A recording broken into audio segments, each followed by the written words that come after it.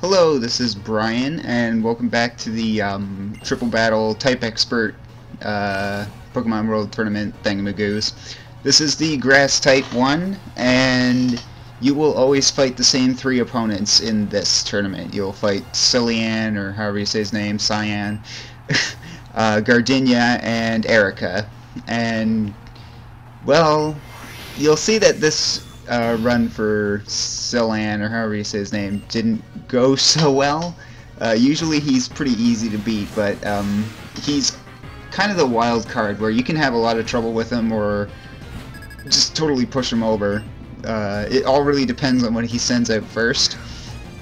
And I practiced this cup a lot, I'll say, because I was trying to find like a better way to get better video quality, and basically I found out that there wasn't really any way to get it better.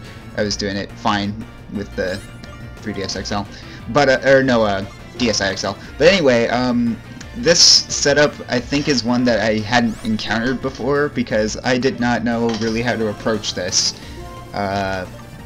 And well, you'll see that things didn't go so great. So you might have noticed though in the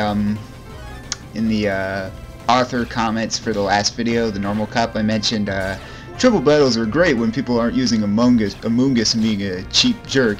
Well, here I am being a total hypocrite. I did not want to be a hypocrite. I did not want to take amoongus, but in order for the Abomasnow Blizzard trick to work, I had to take amoongus, so yeah. It annoys me that I had to use him, but there he is. And it is, I will admit, very useful and very fun to use Rage Powder, but I would not want to do that against like an actual human player. It's just a computer. What, they're gonna get mad at me? I don't care.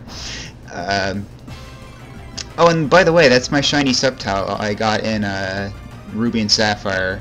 When I was really into shiny hunting, I got a whole bunch of shinies, which is why you may see a bunch of them pop up in these videos. But shiny Sceptile was one I got in Ruby and Sapphire, and it actually had really good stats, and it had a naive nature, so it boosted its speed. So yeah, it was worth keeping. Sceptile is actually my fastest grass type here, which is yeah, the Ferrothorn using Bulldoze on it really fucked me up, and yeah, this Whimsicott's Hurricane is really a pain in the butt.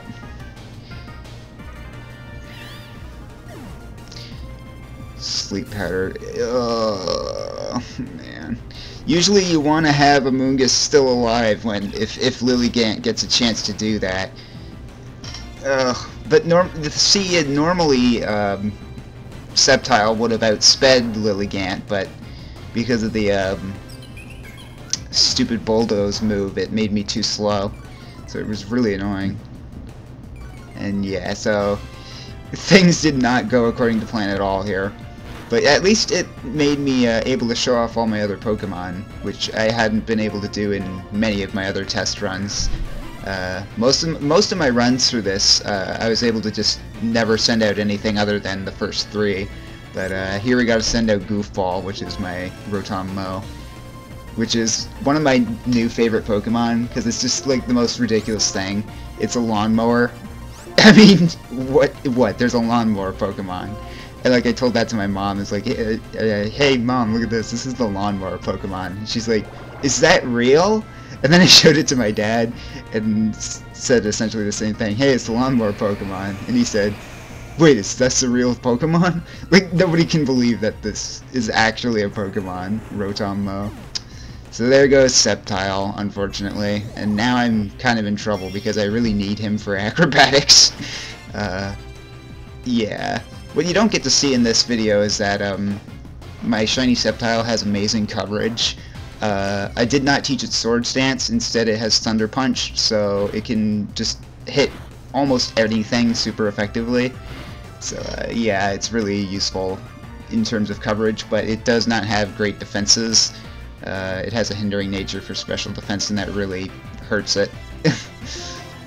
So here I'm kind of thinking, what do I do next? Then I better send out Venusaur. Venusaur was kind of a Pokemon I just sort of pulled out of the box, just with like the very slightest bit of EV training. I haven't done much to it. It was traded from my all the way from Kanto, which is why it doesn't have a nickname. So yeah. But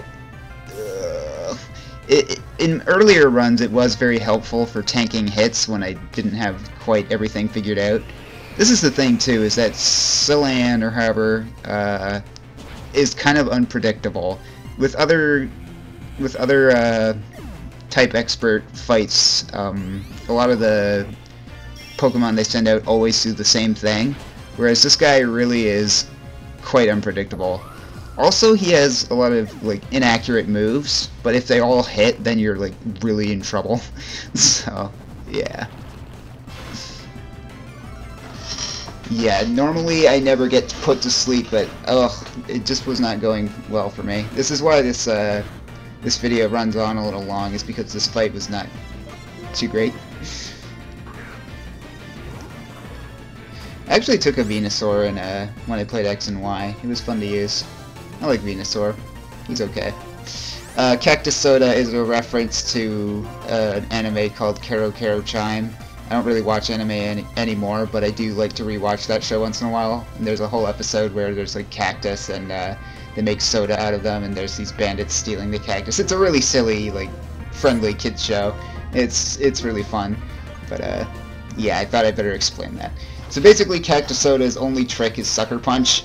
And I do like using Sucker Punch in triple battles because it, when you pull it off successfully, it's fun. It's really awesome. You feel great. And with the computer AI, ugh, goofball was put to sleep. But with the computer AI, it's really easy to use Sucker Punch because basically it will, if something is super effective against Cacturne, which a lot of things are, they will probably target him. So you just have to target anything that can hit Cacturne super effectively. So here I was in a dilemma where I was pretty sure it was not going to attack me for Sucker Punch, but, you know, I would have gone second anyway, so I might as well try. And it tried to put me asleep, but thankfully Venusaur came to, and BAM! So there, that did not go so great, but you did get to see everyone because of it. You can see me talking in the reflection there, and I was saying, man, why was that so tough? Is what I said there. Turn your attention to the screens. So yeah, up next is Gardenia, and despite what you just saw, Gardenia is sort of like the Lenora of this cup, where Gardenia's really tough and you gotta be prepared for her. Usually she is the last one you fight. It was kind of strange that she was second here. But it did let me hear the awesome remix for the Sinnoh Gym Battle theme. But yeah, Gardenia is really the main reason I took Amoongus. Originally I had Rotom out front with Abomasnow and Sceptile, and Rotom has choice specs and a pretty strong hidden power fire, which I would just, you know, use for attacking, but nothing could outspeed Roserade, because Roserade is such a fast Pokemon. I hate that thing. So I had to use Rage Powder. And also the fact that Amoongus was a poison type made it not as good as, you know, I don't know, if anything else, Grass type can use Rage Powder, but it was overall the best option. So when, oh, and also the thing with Roserade is that Roserade is always sent out on the first round, and it's always in the exact same spot, which lets you plan where to send Amoongus. So yeah, that's the whole trick there, because otherwise that thing will just kill Abomasnow in one hit, like right away. So you want to take that guy out right away. I was actually lucky that Gardenia sent out both Tropius and Torterra right away, because they're both quad weak to ice. They don't have Focus Sash, and they're both slower than my Choice Scarf Abomasnow. That's the thing, is Abomasnow has Choice Scarf, and it's actually not that great of an Abomasnow. I probably made it harder on myself by not getting a better one. It has good defenses, but it only has like 17 IVs and speed and special attack, so a lot of the problems I'm having is partially because Abomasnow just isn't strong enough. But also it has a hindering nature for speed, so it's like really not as fast as it should be. I probably could, I don't know, I might be able to outspeed one of these targets that I can't usually go before if I got a better one, but I was like, I don't want to work on this any more than I have to. By the way, if you can catch the moldy mush reference, that's Pico points for you. Blizzard.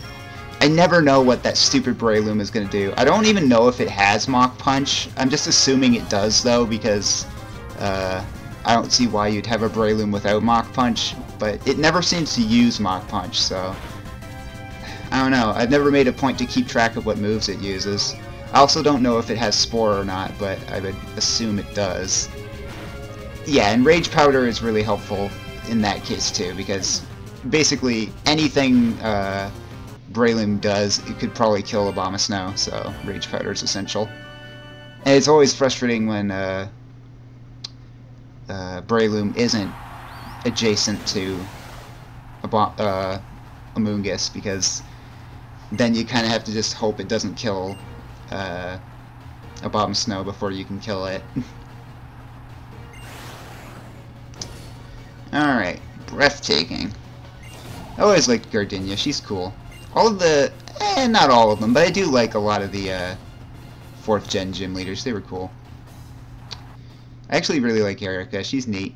Erica and Winona are like 2 of the only female gym leaders that are like respectably dressed and kind of look cool, and I don't know. I think they're cool. I mean, I'm not saying, you know, all fan service is bad or whatever, but, you know, it's nice to have a more, you know, I guess realistic character. Female character.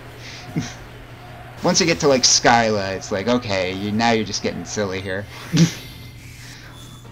So yeah, I like Erica. Even though she's like never an issue in anything you ever fight her in.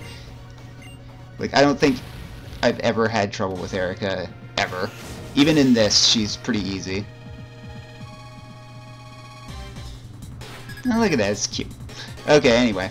Vileplume, Venusaur, and Cradily. Cradily is really the only kind of annoying thing she has, but it's really not much of a threat. Usually Cradily will always use Curse first. I don't remember if it did here or not, but you can be pretty safe in assuming it's going to use Curse first, and so you can plan according to that. And also, Vileplume usually uses Swords Dance first, but this was the only time, I think, ever it did something different, which really surprised me. Thankfully it missed, because you'll see it would have been devastating. So yeah, I didn't use Rage Powder here because I didn't think that Vileplume would do anything to Abomasnow, but it certainly tried. Sleep Powder, oh god, not again. Thank god that didn't work, because that would have been so frustrating if it did.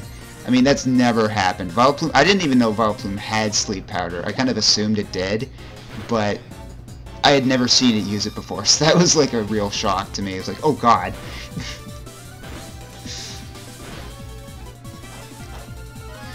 Cradily. That thing is so weird. So yeah, she has an Abomasnow as well, and basically, it's not as big of a threat as you'd think it is, really. So long as you have your own Abomasnow, that is. Or so long as you just have something powerful that can knock it out quickly. Because,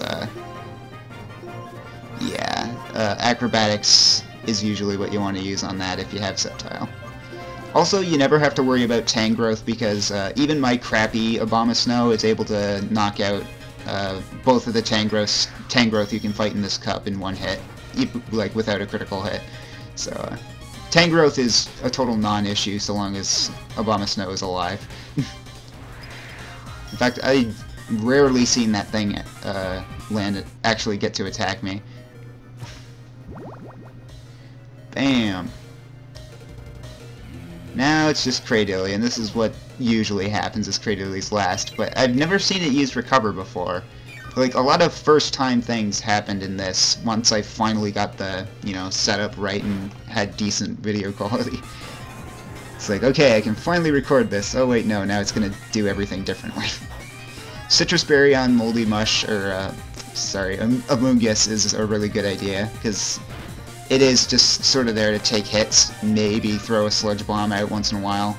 So it also has synthesis, which is something I don't get to use too often in these runs, but occasionally it does come in handy, where if you're gonna knock out everything else anyway, you might as well just use synthesis and recover a bit. Executor, my Abomasnow isn't strong enough to knock it out in one hit, but I'm sure if you had like more special attack IVs than mine does, you could easily one-hit KO it, because I come close even with my crummy one. Bam! Good old goofball. I actually drew a really, well, you know, good by my standards drawing of Rotom, going over a hill and chasing a rabbit. Yeah. The freeze is a nice bonus that occasionally happens. Yeah. Basically, this is the end of the fight now, so... Grass type was fun to do. It didn't take too much planning either. The only thing really I had to specifically go catch was Abomasnow. And I had to sort of EV train Amoongus, because I caught my Amoongus, my decent Amoongus, it has good stats, while looking for a prankster Murkrow in the Hidden Grottos. I caught one of those, and it turned out to be good, so I used it. I'm glad, because I would have had to you know, catch one if I didn't already have a good one, because I desperately needed Rage Powder for Rosa Raid, because that thing's, like, amazing. And that's the cup, so I'll see you next time. I don't know what I'll do next, but see you later. Thanks for watching.